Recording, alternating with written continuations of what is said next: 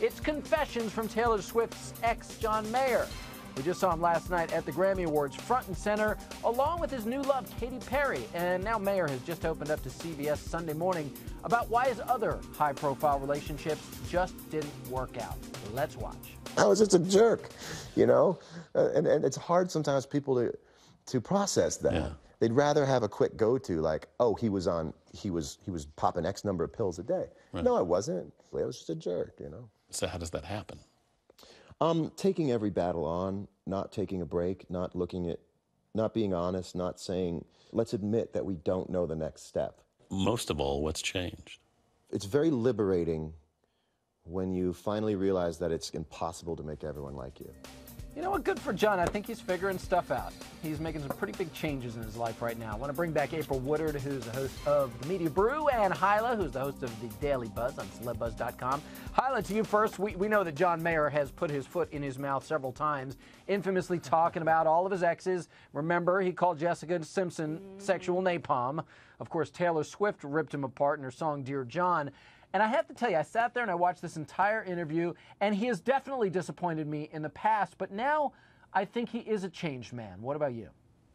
Well, let's see the body of work. Like you said, he loves to talk. We know that much about him. Is he actually going to put this in practice? I mean, I kind of still want old John Mayer because, I mean, he's produced so many great stuff. I mean, Taylor Swift writing great songs because of John Mayer, you know? We got lots of things to talk about because of John Mayer. Has he changed? I don't know. He loves to talk about himself. He definitely did that in this interview a lot. I'm not convinced like you are, Adrian. I'm sorry.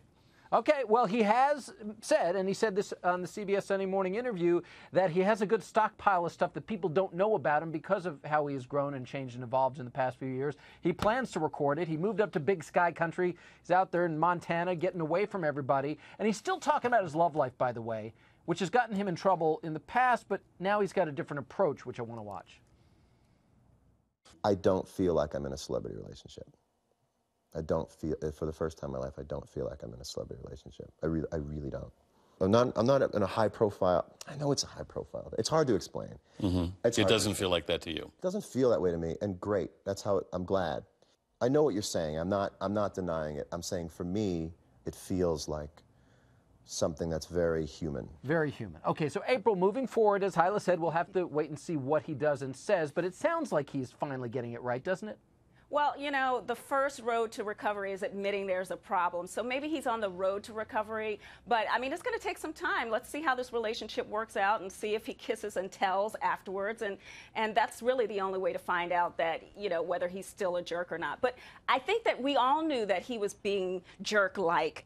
Yeah. I think based on what he was doing and how the people were responding, I think he was probably taken aback by the fact that people had the power to write music about how much of a jerk he was. Yeah, it was pretty clear. All right, April, Hyla, we'll leave it there. Thanks a lot.